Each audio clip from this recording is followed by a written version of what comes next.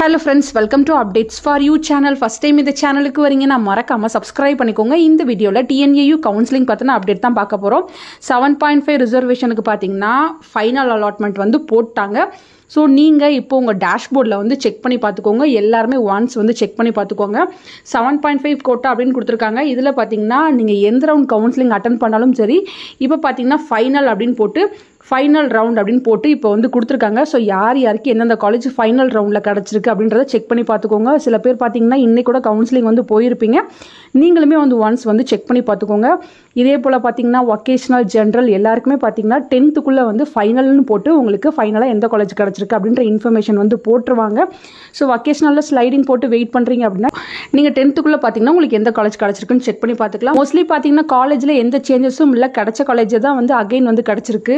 இந்த ஸ்டூடெண்ட்டுக்கும் பார்த்தீங்கன்னா அண்ணாமலை யூனிவர்சிட்டியை தான் வந்து ஆல்மோஸ்ட் எல்லா ரவுண்ட்லையும் கிடச்சிருக்கு. ஃபைனல்லையும் பார்த்தீங்கன்னா அதே தான் வந்து போட்டிருக்காங்க.